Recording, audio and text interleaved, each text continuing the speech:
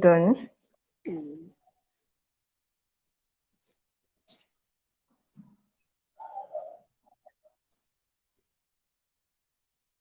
Hello, everyone, and welcome to the first workshop for the workshop series for GDSC University of Ibadan. Today, we'll be having Damilola Alimi taking us on the getting started with Flutter, right? So, yeah, if you are just joining, please introduce yourself in the comment section, your name and your location. Thank you.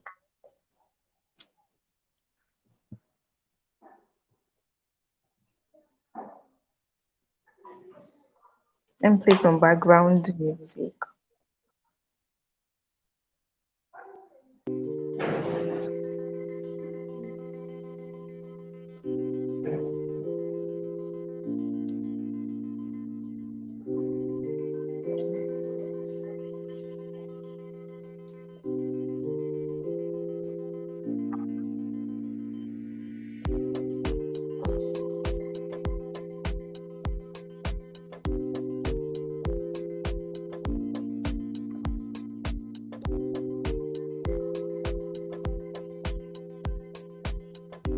Okay, so you can also share to your class, sorry, to your group to join the call that we've started. So if you know anyone that is supposed to be on this session, please share the link with them, the YouTube link. Thank you.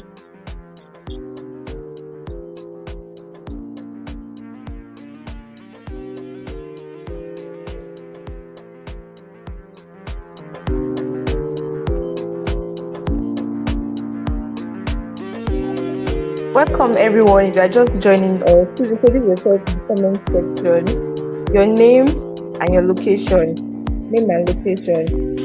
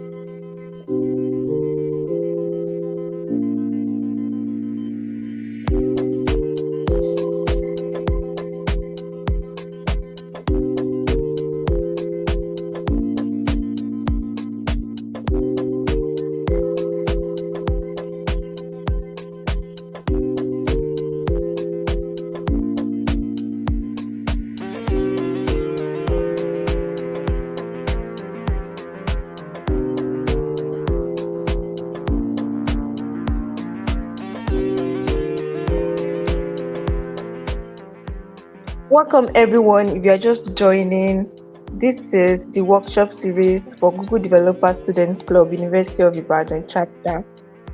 We have Damilola Alimi take us getting started with Flutter today, and the series is going to run through February to March, so you always get updates as time goes on.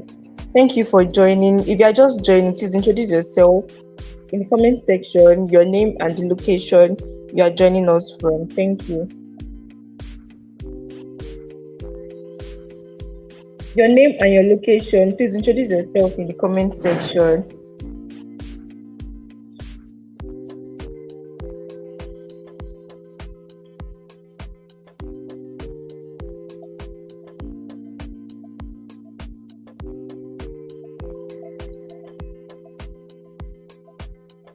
Your name and your location, Maria, Tolulope, Matthew, Max Sport. Okay, Matt Kingsley from Ibadan. Welcome. Matthew from UI. Welcome. Okay, so we are going to get started now. Damilola Alimi is a Flutter developer, right? Yeah. Thank you. So the floor is yours, Damilola. You can get started.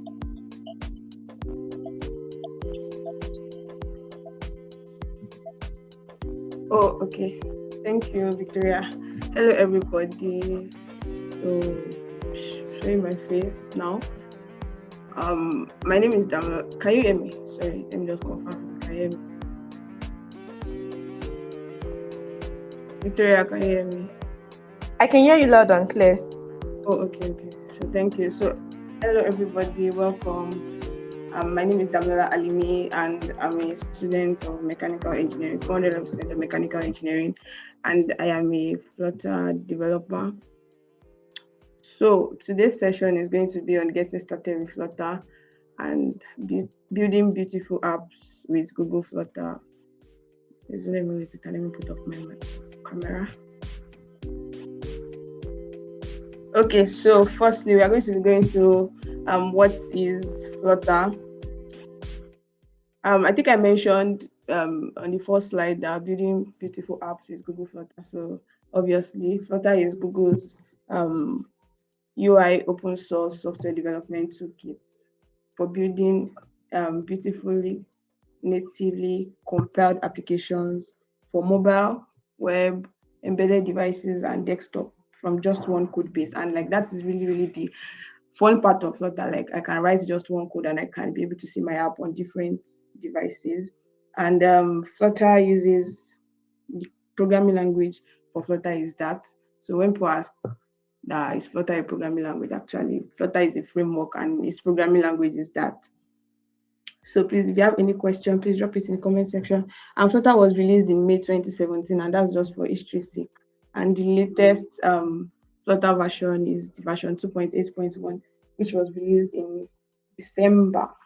So briefly, let us go to who uses Flutter. I find this particular part very interesting, and you can, if you want to know more about who uses Flutter, you can go to this link. I'm going to be sharing my slides after flutter.dev/showcase. But yes, Flutter is Google owned, so Google uses Flutter. I know many people have come across Google Ads, even if you have not used the app before, but you might have come across Google Ads. Yeah, Google Ads was developed with Flutter. Then Tencent is a Chinese electronic company, so they also build their app using Flutter. We have eBay Motors, which I think is mostly used in North America, was built with Flutter. We have the Alibaba. Many people know Alibaba. They sell second-hand goods in China, and then BMW also to view your properties in case, like if you have properties. And Toyota also uses it to improve their infotainment systems. I'm going to move to the next slide. Why Flutter? Yes, I think the number one reason is being able to write just one code base and being able to run it on multiple devices. I mean, I want to build for iOS users, I want to build for Android users. I don't have to hire an Android developer. I don't have to hire an iOS developer. And the good part is it even works on the web. So with just one code base, we can do that. Then Flutter is actually very simple to learn. Yes, Flutter is simple to learn and to use, and it has this quick compilation. Like in a matter of seconds, when you write your code, you can easily see your changes. Like just Control S, Alt reload, and you can see all the changes you've made. And in case you plan on like going into the startup world, you want to build your own startup, and then you are building for mobile, I would strongly recommend you go for Flutter. It's really, really an ideal tool for startups to build their MVPs. And they have a very good documentation, like Flutter documentation. Yeah, they have a very good documentation and a very growing community. I know some of us are on a lot of Flutter groups, and you would actually realize that their community is very big, growing, and very supportive. What's it called? Then to beautiful, yeah. If you've seen Flutter apps, you know they're actually very, very beautiful. You can control every pixel on your screen. You can make your brand come to life. And I hate to say this, but yeah, Flutter enables you to never say no to your designer, and your app actually stands out in the marketplace. And you can also have beautiful animations in Flutter. Talk about fading widgets and the likes. Then it's very fast to build. I mean, I mentioned what's it called? I mentioned that with just auto reload, you can see the changes you have made on your Flutter app. Yeah, so it's very fast, and hence it increases your productivity. 3x your productivity, even I think more than that, but let's go with 3x your productivity. Yeah, Flutter is free and it's open source. Yes, that's going to be basic thing on why Flutter. So now, okay, I've spoken about Flutter. Now the next thing is, how do I start building my Flutter app? Flutter, this website is flutter.dev. The installation is quite very easy. And when people reach out to me on how to install Flutter, I can easily just send you this particular link because I know you are going to get through it. Like it's so detailed and you can easily get to install Flutter on your own. So if you are familiar with Android, for Android developers in the house, you know that for Android there's Android SDK, and also for Flutter there's Flutter SDK. So all of this you are going to get on that website. And concerning the IDEs that you're going to be using, we have Android Studio, we have VS Code, we have Xcode. Personally, I prefer using VS Code. If your system is very good, I mean, you can use Android Studio. What's it called then? Xcode, in case you want to, compile your app for iOS, you are going to be needing Xcode also. Then, yes, I mentioned earlier that the programming language for Flutter was Dart. So the first thing you need to learn if you are going to be going into Flutter, is going to be that. Yes. So for those that are already familiar with Java, Objective C and the likes of other object-oriented programming languages, it's going to actually be a very easy way for you. So that is just like every other object-oriented programming languages, where you just need to grasp the concept of variables, classes, methods, functions, and so on and so forth. So if you want to get started in Flutter, the first thing is actually to get to understand that. And with this that part is like really good, that even if you don't have a system, I mean, you can just use it on your phone, watch tutorial videos on that, and you are good to go. You can use that part to write your that code, you run, and then you see your code in action. So everything is a widget. I remember this particular concept actually was interesting to me when I first started, because like everything is a widget, and the YouTube guy I watched then really explained this very well. And I've even attended an interview where I was told to explain a widget to just anybody, like someone that has never written code before, someone that does not know anything about the programming world. So yes, everything in Flutter is a widget. Even your app, like your app is a widget. Other your text that you can see on your phone, your role, every single thing is a widget in Flutter. So like just take for instance, these are not so little Flutter developer. Okay, or let me say building block developer is trying to stack, is trying to create maybe a house. I don't know what this is, but trying to create like an house. And he has building blocks. He has blocks and he's trying to put those blocks together to form something meaningful. At the end of the day, the meaningful thing he ends up forming is also a widget. The building blocks he used to form it is also like each and every of the building blocks are also widgets. Please let me know if you are following in the comment section. Okay, I cannot even see the comment section, but let me know if you are following. Then the widget, this is about the widgets everywhere. So let's look at this button section. We have a row.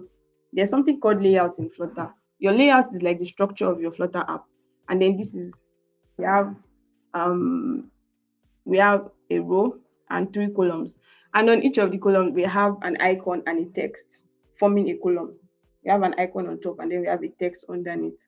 Now, the icon, the text, the row, the column, even the font size of that text, the color of the text, every single thing, all are widgets in Flutter.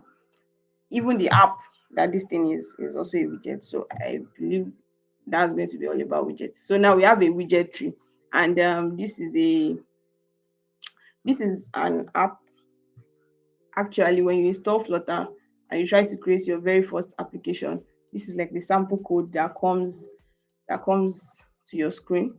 And what it does is it shows a counter app. When you click on the floating action button, it increases the number. Like for instance, now you have number 1. When you click on the floating action button, yeah, it increases to number 2. So if you look at it, this is on the topmost part of the widget tree.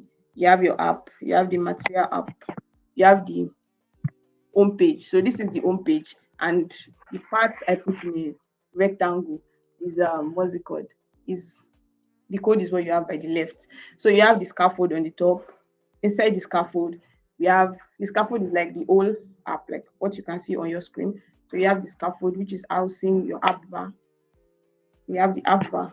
We have the center, which is our body, and then we have the floating action button, which is FAB.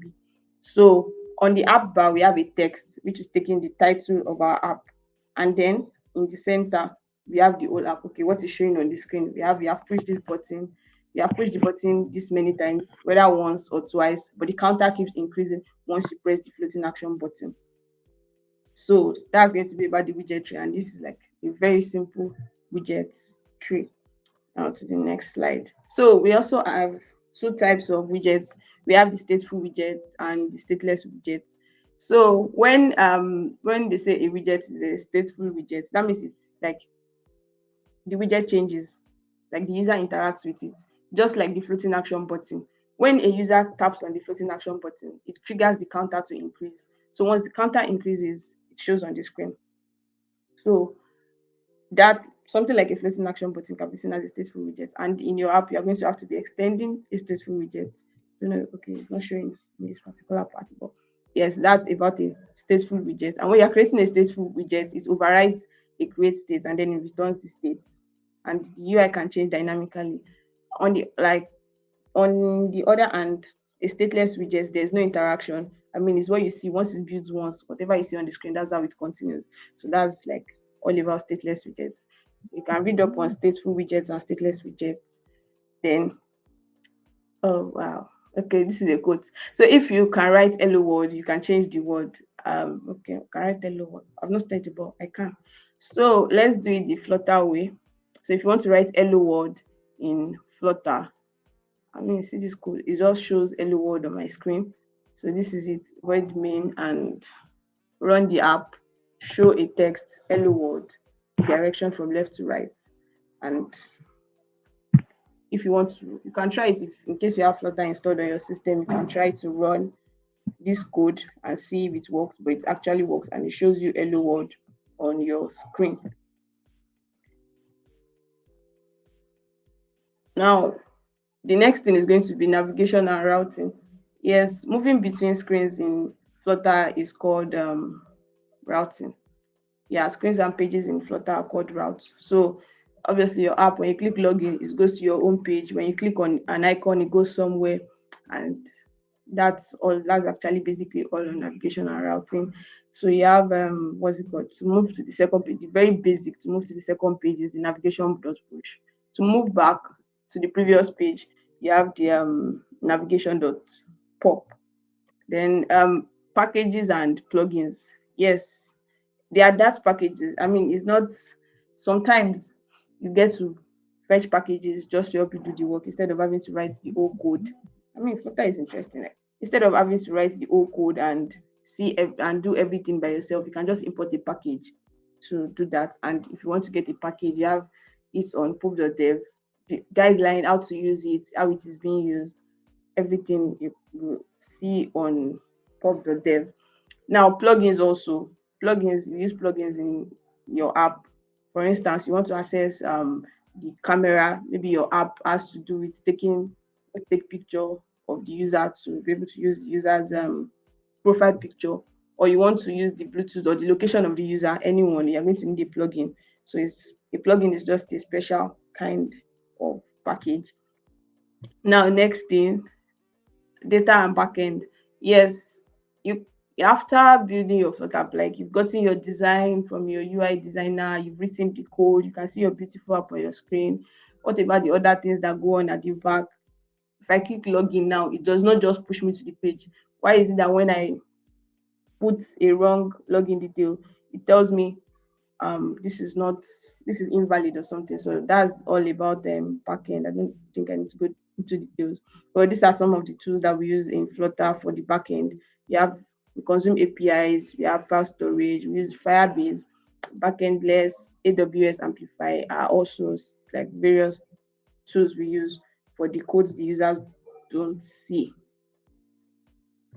Now, so to get started with Flutter, I mentioned earlier that you are going to be heading over to the flutter.dev website, and then you're going to be installing Flutter. The installation is quite easy, very straightforward, but I just want to quickly go through some of the things that you need to know when you are getting started.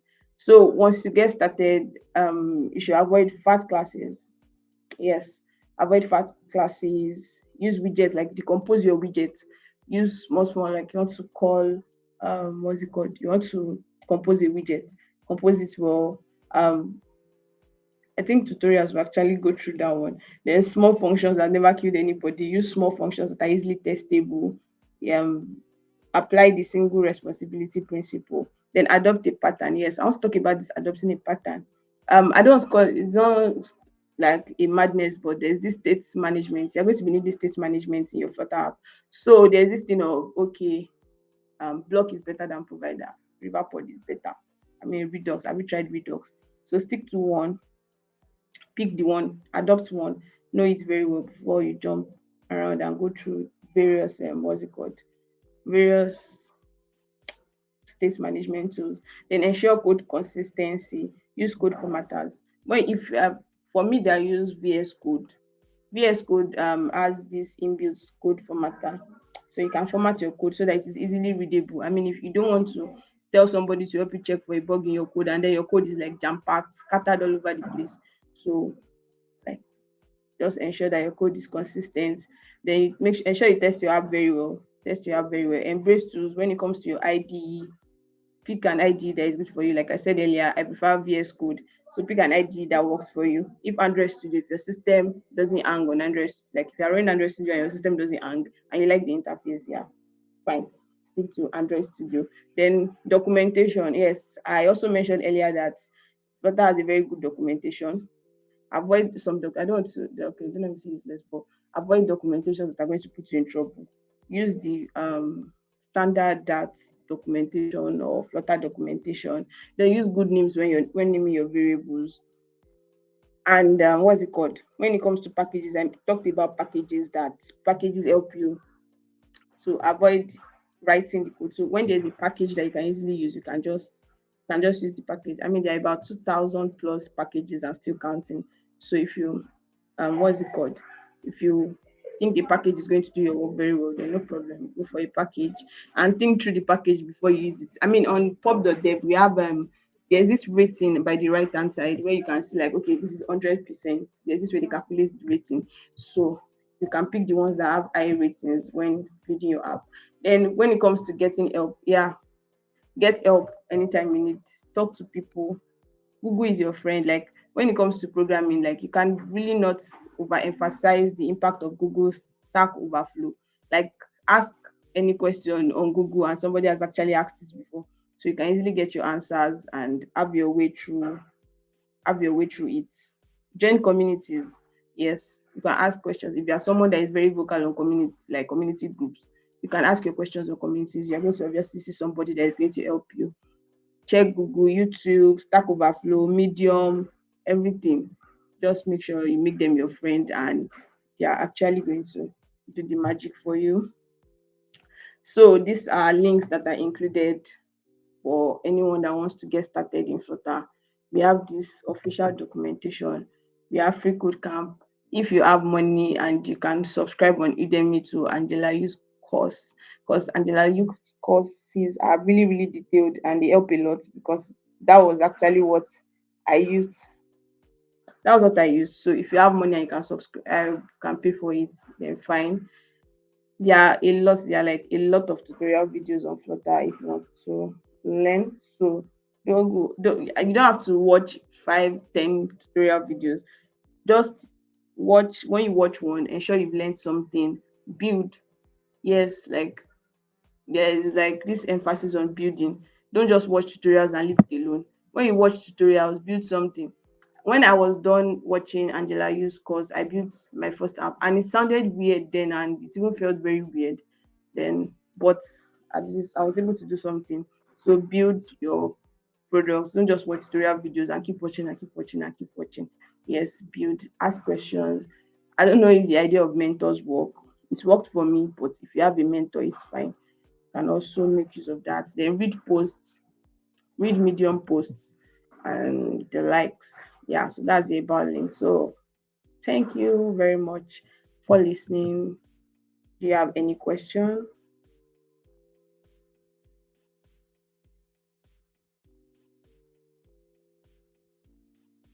Please, if you have any question, you can indicate in the comment section.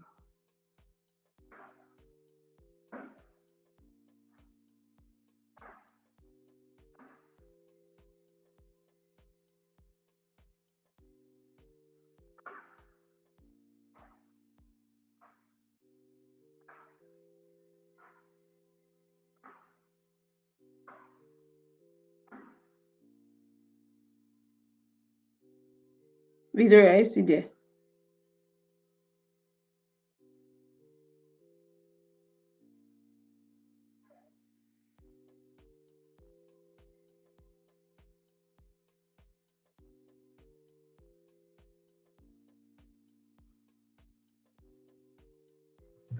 Okay, so I can see a question. Will there be subsequent events like this, like Flutter 02?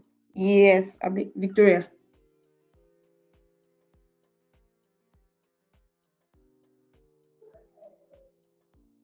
Mm.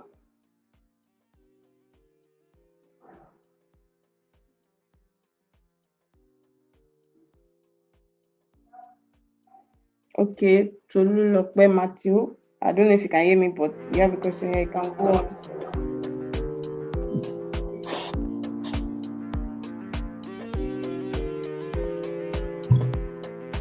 Okay, let's just take questions now. So if you have any question, please drop it in the comment section. Drop your questions in the comment section. Thank you.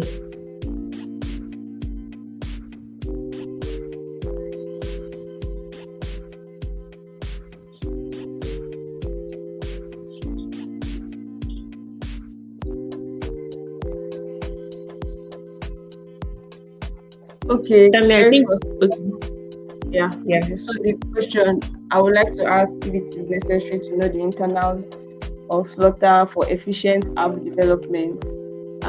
By internals, I don't know if I understand what you mean, but I mean you have to understand at least the basic things in Flutter. You have to know where to put your row, where to use row, where to use column, where to use a list view. You have to know all those things. But maybe if you can explain for that, what do you mean by internals of Flutter? Is it like that? I have to have understanding of that or what?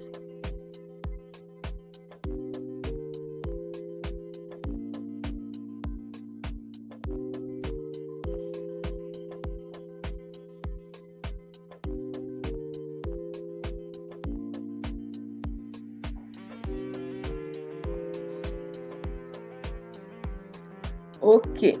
I don't know if Olulope can hear me, But if internals of Flutter means you learning that or you knowing about Flutter very well before you build your first app, then yes, you actually have to know it for efficient app development. Then the next question is, will there be subsequent events like this? I think I've seen a flyer for Flutter Zero. Victoria.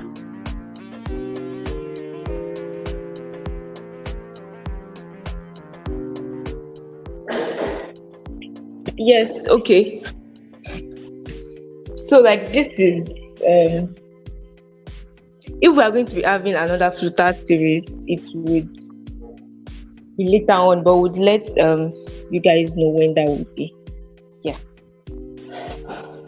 But there is no plan for that currently. But if we'll be having another Flutter event, we'll let you guys know. Okay. I think this Tolulokwe has replied. He said, what I mean by internals are things like function relating to build context, such as depend on inherit widget of exact type, like how function like that one. Yes, you have to know how they work.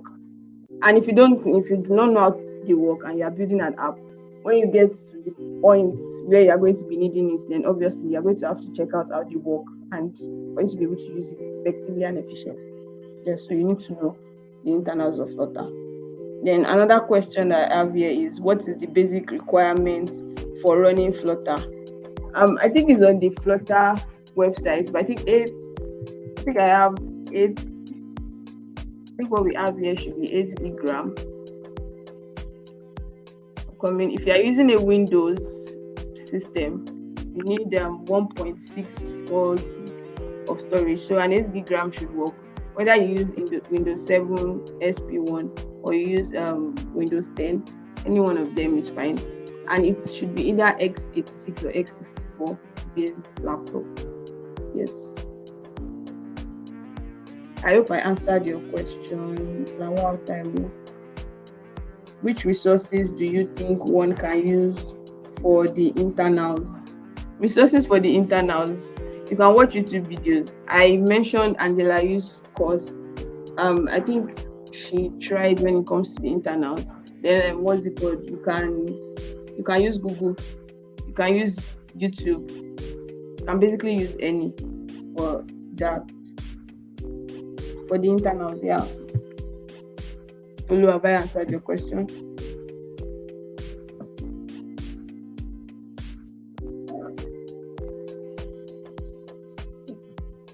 Okay, Joshua Okoro.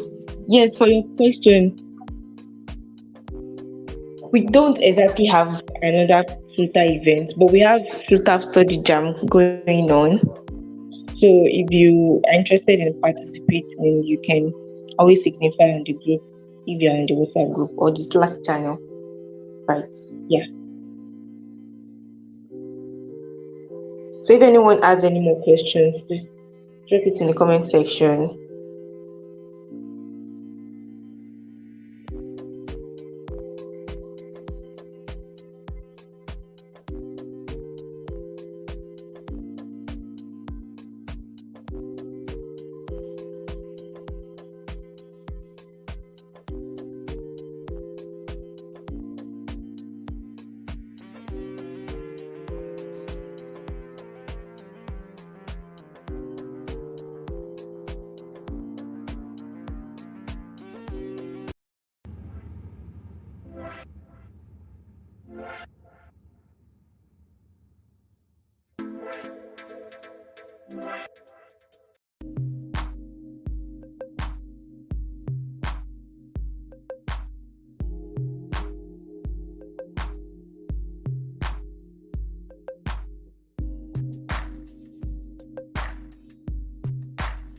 Okay, it seems nobody has any more questions.